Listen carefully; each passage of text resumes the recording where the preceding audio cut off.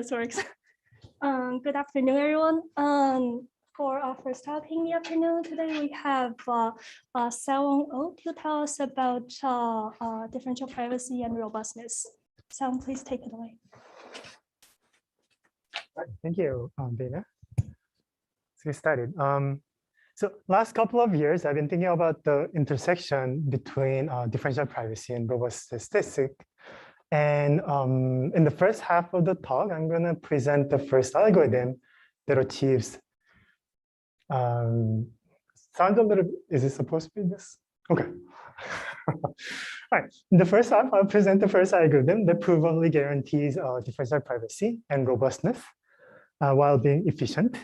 And in the second half of the talk, I'm going to switch gears and I'll look at an inefficient algorithm, computationally intractable, but an algorithm that achieves optimal robustness and differential privacy for a variety of problems. And this is joint work with my amazing collaborators, Xiang Liu, who's my student in Europe, Wei Kong is a former postdoc at Europe, he's now at Google Research, and Sham Kakare. Right.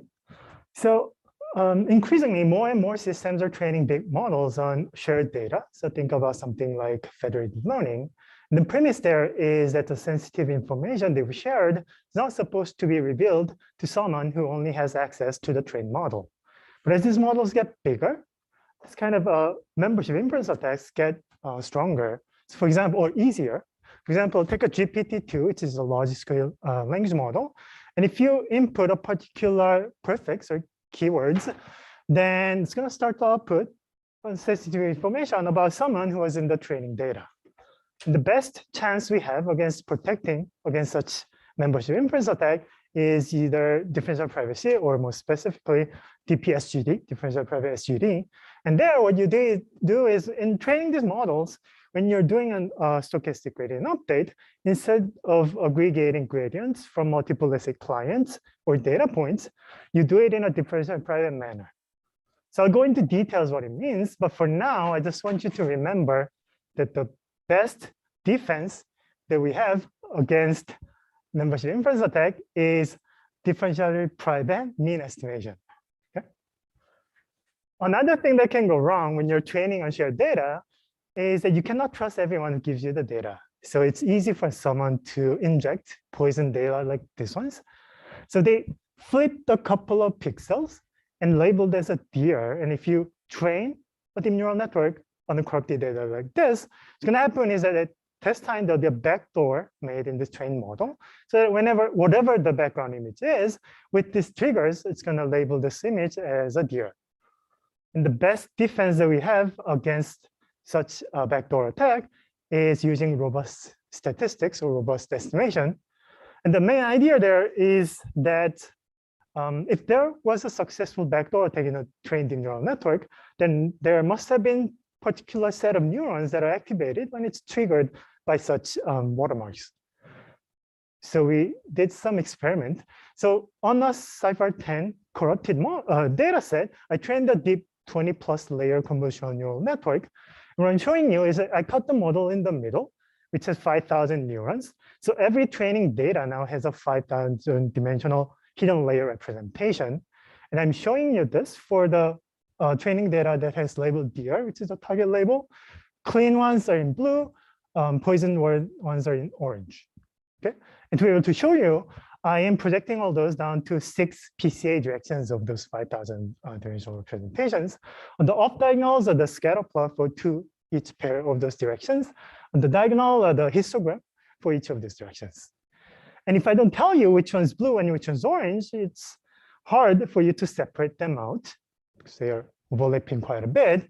So I did another experiment where I took the mean and the covariance of the blue points and whitened all of those data points. Okay. Afterwards, what I see is this one. So blue ones now it's whitened and centered, just nicely circling any direction you look at.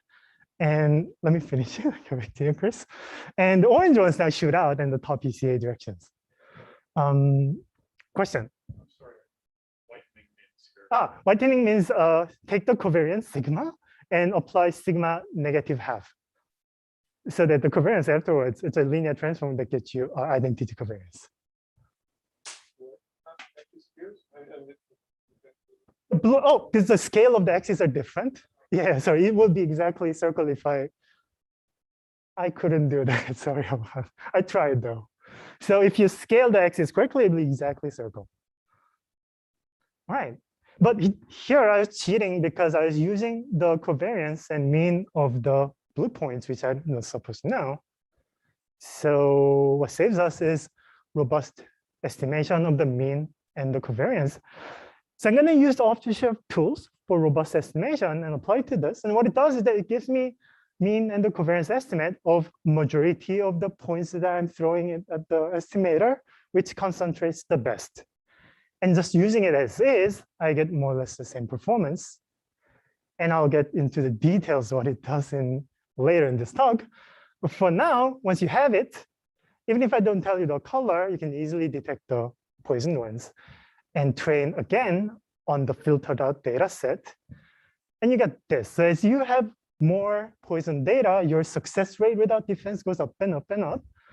But no matter where you are in this operating point, with this defense, you get almost always completely remove the backdoor.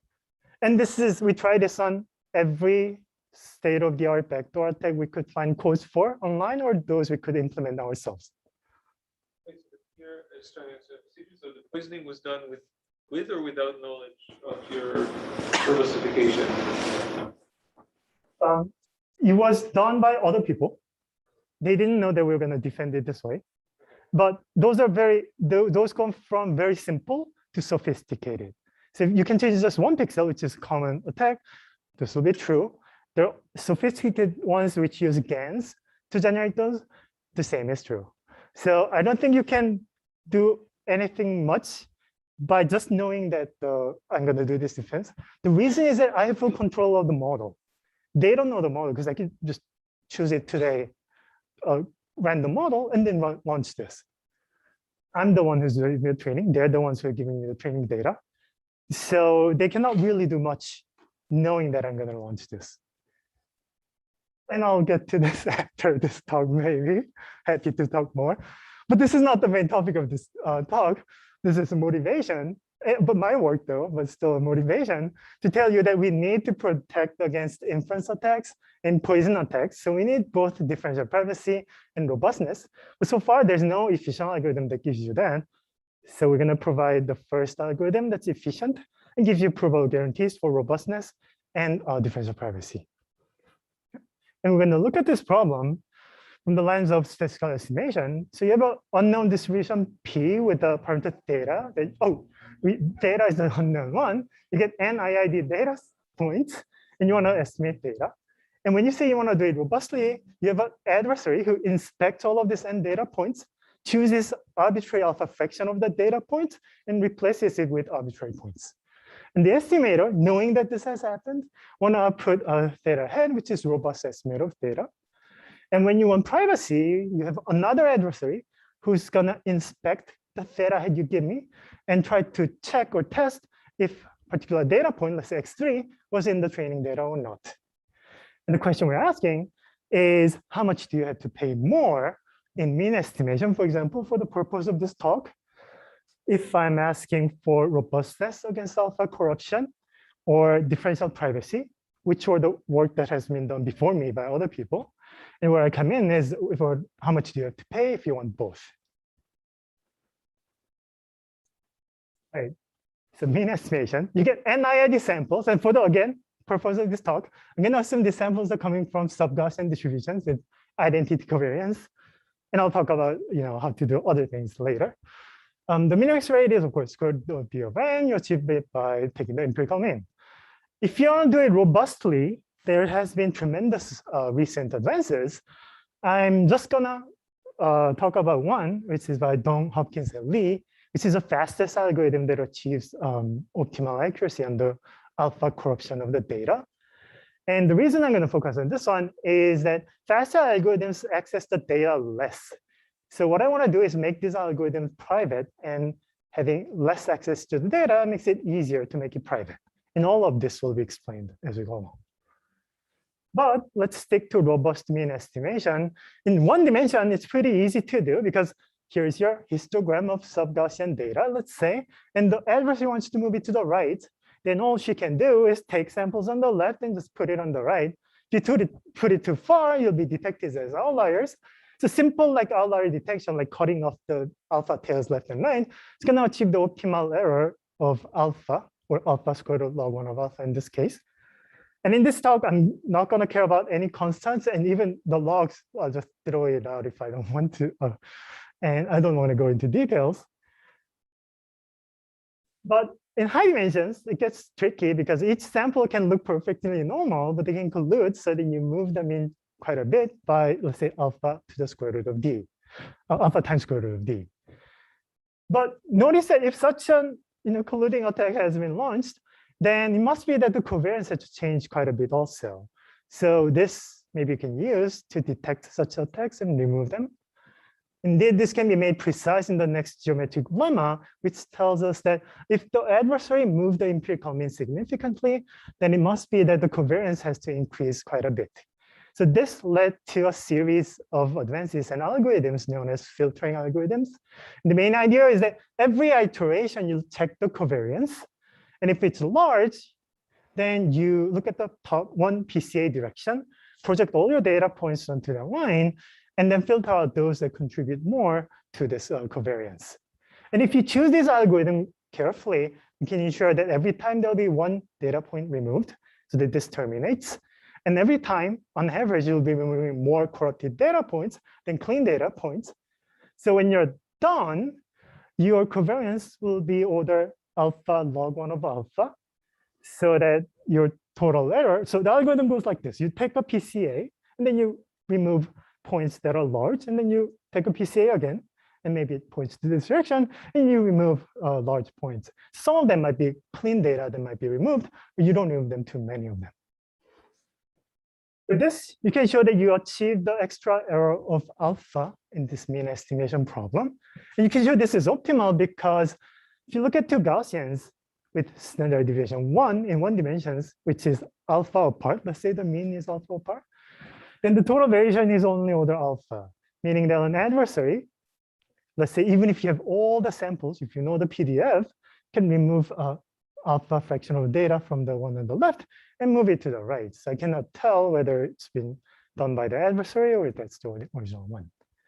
So that's the best minimax rate you can get on the alpha corruption for this problem, is that you extra cost you pay is alpha.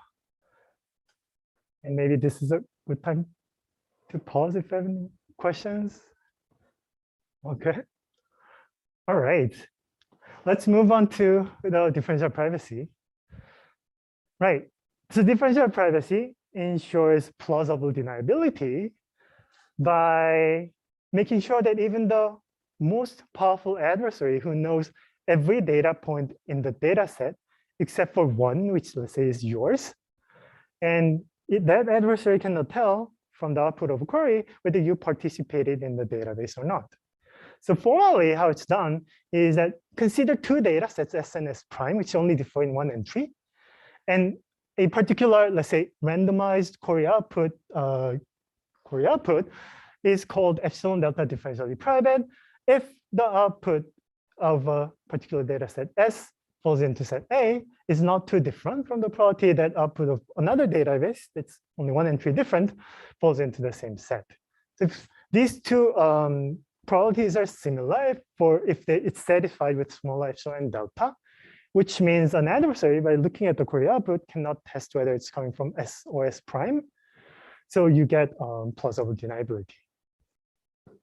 And how do you design a differential private mean estimator? It's a very simple case where the data set is binary, 0 or 1. You first compute, let's say, the mean here. And then what you need to do is compute what's called a sensitivity, which is how much you can shift the true answer by switching one entry, let's say from 0 to 1. In this case, is of course, 1 over n is your sensitivity. And once you get that, then there's an easy way to get a differential private output by adding Gaussian noise on top of it, who's proportional to the sensitivity over epsilon. And doing this ensures that the PDFs overlay enough so that it satisfies the DP conditions. So extra error here due to this extra Gaussian is order, sensitivity over epsilon, which is 1 over n epsilon. This is all good if you know the support of the data set and they're all bounded. But in our statistical estimation, they're not bounded. With small probability, they could be anywhere. So what people do is we first run what's called private histogram on each of the coordinates. And then you take 2 consecutive bins. The bin size has been already chosen carefully. You take 2 consecutive bins that are most occupied and get a bounding box, hypercube, and project all the data that's outside onto the inside of the cube. So now the most change you can make the data point at this process is square root of d. So your sensitivity is square root d over n. And you add the Gaussian, as I told you, by sensitivity over epsilon. So each coordinate, now the error you incur, is sensitivity over epsilon, which is square root d over n epsilon. And you have d coordinates. So overall, you pay d over n epsilon. So this is a dp mean estimator. I won't go into the lower bound for this one, but believe me, there is a lower bound that matches this upper bound. So this is minimax optimal, d over epsilon n. You pay for asking for privacy. Okay. Right. Now, what do we want to do? Finally, what we do is that we want to make this, start from this filtering algorithms and make it private so that we guarantee epsilon delta differential privacy and robustness against alpha fraction of poisoning. So remember, we start with this filtering algorithm that I showed you before. And there are 2 challenges in making it private. The first challenge is that in the worst case, this algorithm is going to run for order d iterations, and that's too many accesses to data. It happens because the adversary can choose to put those corrupted points and scatter them around in orthogonal directions. And this algorithm only looks at one direction at a time, so maybe it can only remove 1 data point at a time. So it takes order d iterations to remove all of them. So we're going to resolve this by using ideas from this paper by J. Lee, Dong, and Hawkins about quantum robust mean estimation. And their main idea is that instead of looking at one direction at a time, we're going to look at all directions, but weighted according to this matrix exponential of the covariance. So larger covariance, you weight more as important. And then you project all the data points onto V so that you get a scalar score, quantum score for each data point. And you can, again, run a random filter on these one-dimensional scores, removing those that have higher scores. With this, if beta is infinity, beta is the one that's controlling the temperature of this matrix exponential. It's infinity, then you curve the original algorithm, which looks at one PCA direction at a time. If beta is 0, you look at all the directions together, equally. So you're just taking the norm and removing the large norm data points. And for carefully chosen beta, you can show that using matrix multiplicative weights and analysis of the regret, you can show that the number of iterations you need reduces dramatically from order d to log d squared. Okay. So that's gonna save us because now we only have log accesses of data, so we don't have to pay as much in privacy. The next challenge you have is that the 1D filtering you use after you get the quantum scores that people use are highly sensitive in differential privacy sense. And the reason is that these algorithms independently filter out each of these data points with their quantum scores.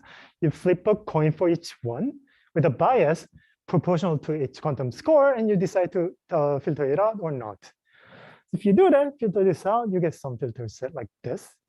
And when you talk about differential privacy, you have to simulate the same process with 2 different data sets, one exactly like this, another one different by 1 entry, let's say like this one. And when you run the same process, this randomness cannot be coupled because due to privacy, you're not supposed to know which data point belongs to whoever. So whatever coin flip this data point was using, you cannot couple it with this one. So what happens in the end is that it's going to randomly flip these coins separately, these two processes, and you get widely different outcome after filtering, even though original data set only differed by one entry. So to control this, you have to couple these processes. So we proposed a different way of filtering, which uses a single threshold Z drawn from uniform between 0 and rho.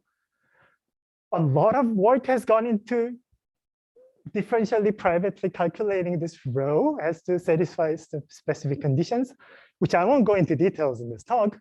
But once you have it, then you choose a uniform Z. Let's say the threshold is here, and you filter whatever is over Z. And this process now can be coupled because Z has nothing to do with the individual data points. And you can show that the sensitivity in terms of Hamming distance between these two data sets are preserved. If they were different in one entry, after filtering, they are different and most by one entry, no matter how many times you run this filtering.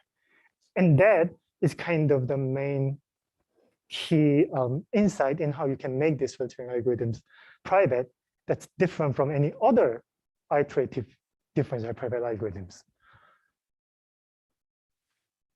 With this, you get an algorithm. You first run private histogram, as I said before, just get a rough bounding box. And then you repeat the filtering algorithm, but with privacy. So you compute the covariance with privacy. You compute the mean with privacy by adding Gaussian noise, and use this to compute your quantum score. And then there's a part where you have to get rho from the DP threshold algorithm, which I didn't tell you what it is.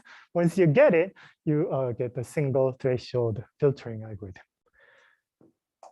So doing this, we can show that the error you get at the end with alpha corruption and epsilon delta differential privacy is going to be, well, this part is the same because we're building upon the quantum robust mean estimator, which achieves that. And the extra privacy cost you pay is now d to the 1.5 over epsilon n. So there's a square root of d gap between the upper bound we get, and then the lower bound you would get by just combining the lower bounds from these two.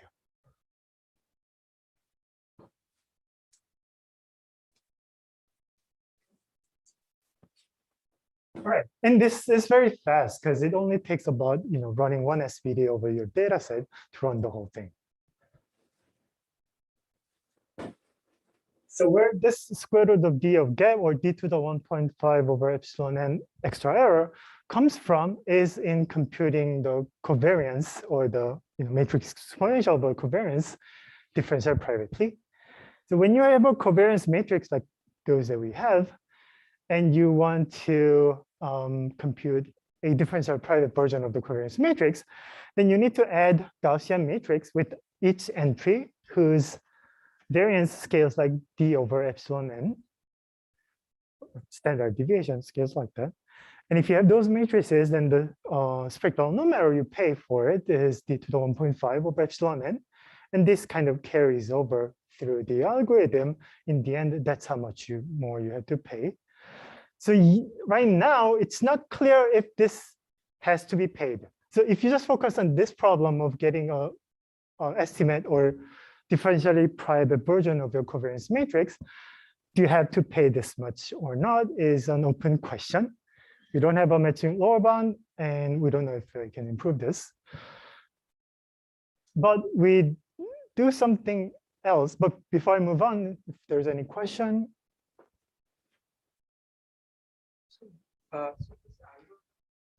Both it can do robust estimation and the differentially private. So can I think of it like even if the adversary to learn your entry in the database corrupts the remaining alpha fraction of the entries, they still can't learn because it's differentially private and robust at the same time.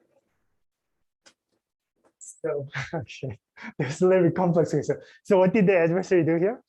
The adversary to like you said like if you take S and S prime which differ at only one entry, you can't distinguish as an adversary. Right. But what if the adversary tries to change a bit of the database to Yeah, that is exactly what it means. Those two adversaries don't have to be the same person, but let's say they happen to be the same person. They change the alpha fraction to learn the other guys. They cannot do it. Yeah, that's exactly the intuition. And also, if they're different guys, this guy cannot learn how this guy changed the other data either, which we don't have to protect, but also. All right, but we do something else. Oh, go ahead, Mary. So does it trivialize? Because I mean, if the two adversaries are not colluding, Right. trivialize the problem seems still okay. I mean, you said you can handle even if the two adversaries are colluding with each other. Right. If they aren't colluding, does the problem become much simpler? Does it trivialize? No, because the first adversary could choose to do nothing, for example, and Right. then, but he could, and this guy could choose to do nothing, and both of them could choose to do something. So it's exactly a single algorithm can achieve all of those. Yeah. Okay. Right. So I guess the answer is it doesn't trivialize the. It doesn't trivialize it. Sure, I'm not missing something. He's trying to solve the problem on the fly. So anyway, we do something else to look at the complexity of this problem. So we come up with the exponential time or computational inefficient algorithm that closes the gap. So whatever is happening here, the loss is due to the fact that we want to even fast time algorithm.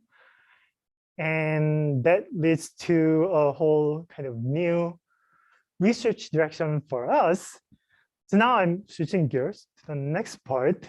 So in working in this, we started thinking about what it means to have infinite, let's say, computation power and look at statistical complexity of these problems. And the end product that I'm going to give you is we call high-dimensional proposed test release.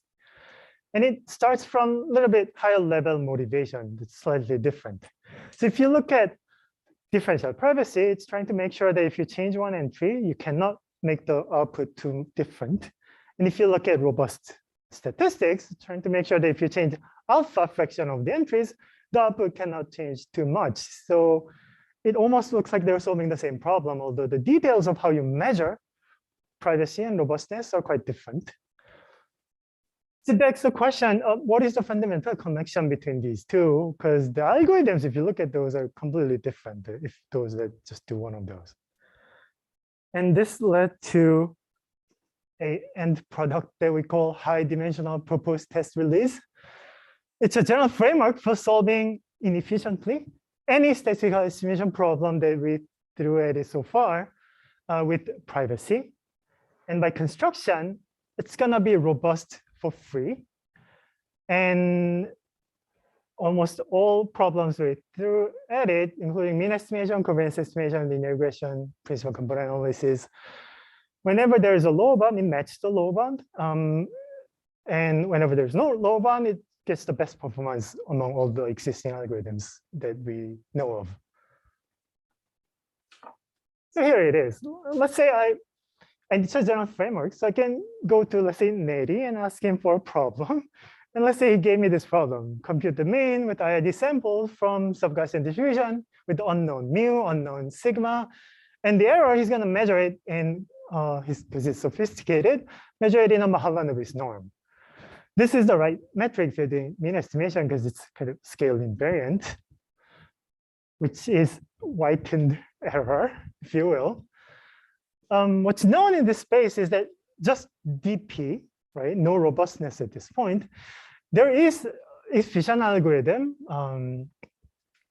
that if your sigma is in some bounded space like identity and kappa identity, and you know this bound, then if n is bigger than some polynomial d, then you can get the optimal rate, although you have to pay this and you have this assumption. So to get rid of those assumptions, people came up with exponential time algorithms. In this setting, the best you can get in general setting is extra error of d over epsilon squared n. So there is an extra 1 over epsilon factor you have to pay compared to the known lower bounds. And given this problem, we want to apply our recipe, and I'll just show you how it goes, and then hopefully it'll be self-evident that this is a right thing to do. So you start from the error metric that's given to me, okay? And then I do something harmless, which is I first change it to a version that involves maximization of all the directions, which is trivial. But then I do something that's critical to our approach, which is I turn it into an equivalent form, which only involves one-dimensional statistics. V transpose mu is one-dimensional population mean. V transpose sigma V is a one-dimensional population variance. And just rewriting the same thing. But once you rewrite it like this, then I can create or construct a score function for myself because I don't know sigma, I don't know mu, but I want to minimize this. So what do? I replace it by one-dimensional robust statistics, mean and the standard deviation, and I get this construction of a surrogate loss that I want to minimize. And what do I do next is now I have to make it differentially private. So I sample from an exponential distribution so that I sample those that have smaller loss, surrogate loss, but I have to scale it by epsilon over delta, where delta is the sensitivity of this score function. If I use the right score sensitivity, then this is guaranteed to be epsilon 0 differentially private. It's known as an exponential mechanism. And the point is that I could have plugged in a bunch of different things here. The reason I chose the specific one that I constructed in the previous slide up there is that using one-dimensional and robust, those two have to happen together, statistics dramatically reduces the sensitivity, hence giving you the optimal error rate.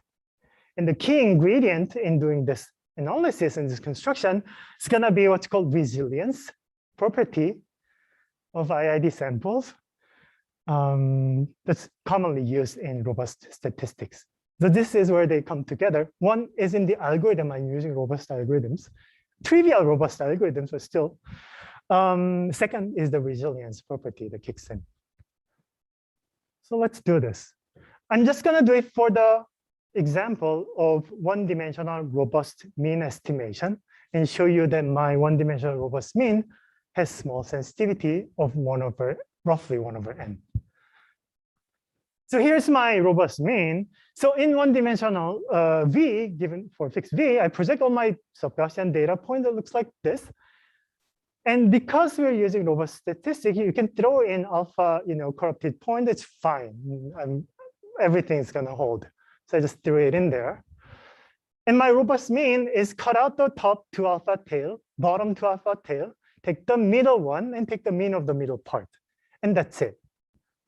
And this probably has small sensitivity because resilience tells me that the mean of the points, good points that I cut out here, can be at most roughly, sigma v times some log factor. Sigma v is just a scaling of the points in this direction, so it just doesn't mean much.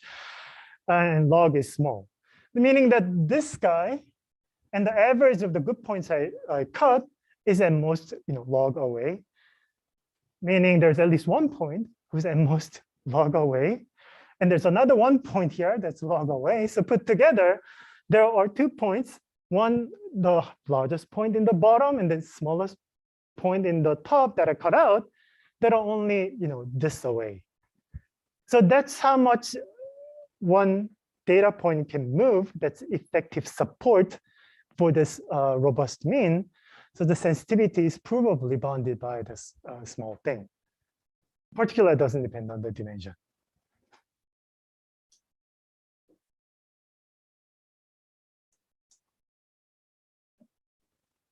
Right. And the same, of course, holds for the variance. And you put it into our form for the score function, then you can show that this gets about order 1 over n sensitivity. But one caveat is that all of this holds nicely if the data came from a sub-Gaussian distribution or resilient data set. But differential privacy has to hold no matter what data is thrown at you. You still have to be differentially private. So what people do is called the proposed test release, pioneered by Cynthia Dwork herself. And we're using the one that's more advanced by John Woolman and Adam Smith and their collaborators. It goes like this. You first propose a particular sensitivity according to the resilience. So this part only depends on the tail behavior of the probability that Nettie gave me, which was sub-Gaussian. If it was different, something else like a Kate moment bounded, I'll put something else here. And then you can privately test whether your given data set S satisfy the sensitivity for all neighboring data sets or not. There are ways to do it. And if it passes, then you're good. You can use the sensitivity. So you run the exponential mechanism that we proposed with the score function that only depends on the one-dimensional robust statistics. And this gets you optimal error of, in this case, d over epsilon n for the privacy. Now, both algorithm and the analysis are quite modular. You can just change the distribution and you get different resilience. You can change the problem. You get different score function.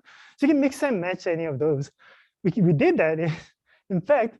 So for sub-Gaussian estimation, Kate moment bounded mean estimation, we get the optimal error rate using more or less the same analysis technique and the same score function.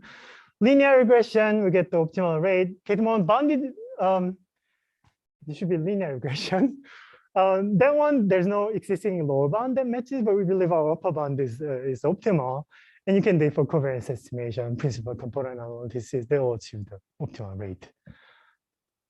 So that's kind of the power of this approach, is that there's something fundamental about robust statistics and DP estimation that go together well. And by exploiting it, we get this general algorithm that can be just broadly applied.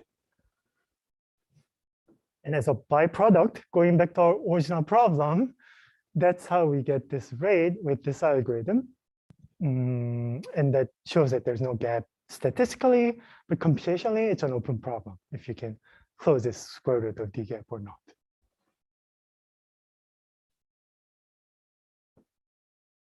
Right.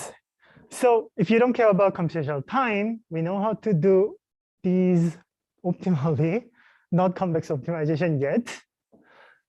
But if you want to do it fast, we only know how to do it for mean estimation and covariance estimation, and the others are still open. So please feel free to identify the computational gap and come up with efficient algorithms. But going beyond this, there are many practical settings that are perhaps more important. For example, people have a lot of discrete distributions. So how does robustness and privacy go together when you have discrete data? Or there's something called user level robustness, where each user can be corrupted, and corrupted user can give you many bad samples, and trusted user can give you many clean data. Then how does this trade-off between how many samples each one gives you and how many users you have is an interesting question.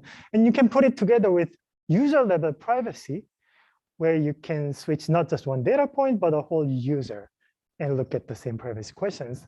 And that's, I think, more practical in some settings like federated learning.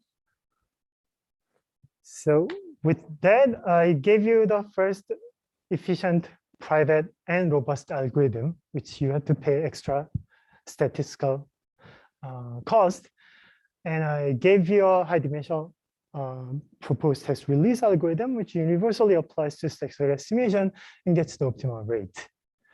The part about the efficient algorithm is unarchived. The part about the high-dimensional proposed test release will be up in a couple of weeks. And this is a paper that I motivated with about the backdoor attacks. Have any questions? I think it's time for.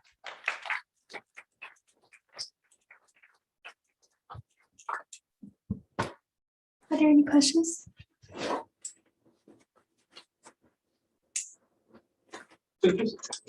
So you said here that contrary to maybe in the beginning where it seemed harder to achieve both robustness and privacy together, then it was actually easier in some sense, or they work well together. Is there the two notions also in some sense seem related? They're both saying that you cannot be affected too much by some users. Is there some notion that actually unifies both of them, not just in terms of the method, but some? Can you? Right. So the difficulty is that I think robustness is somehow very natural, whatever people do. But differential privacy, I'm not saying it's not natural, but it's very specific, right? You have this PDF, and it's a specific measure. It's the infinity, KL divergence on these two metric, which that could have doesn't have to be that, right? So that makes it a little bit harder. So one essentially has randomness built into privacy. Robustness doesn't. Most of the analysis are deterministic. On deterministic data set, deterministic algorithms are fine. So there's a little bit of that conflict. But yeah, but this is the best connection we could make, whatever I presented. Other than that, I'm not aware if there's something even more maybe fundamental or deeper going on.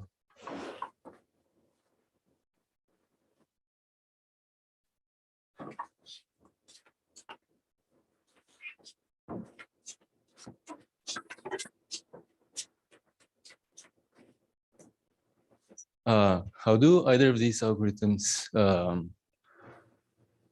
happen when we ask for pure differential privacy, or so not this epsilon delta, but just this epsilon zero essentially privacy, and especially exponential time one, given that it just by the name proposed as release, it seems like fundamentally it should not be possible.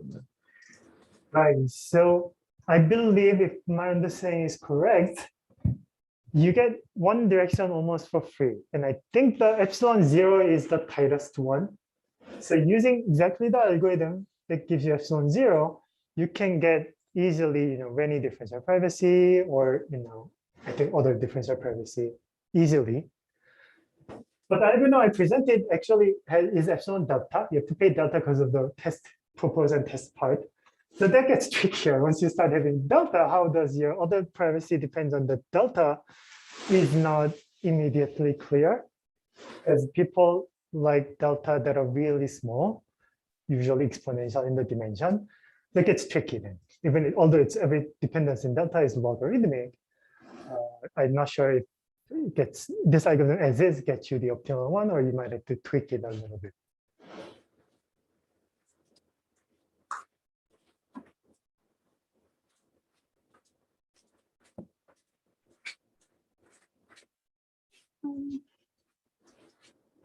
Okay. If there are no more questions, maybe let's thank Sewoong again for a great talk.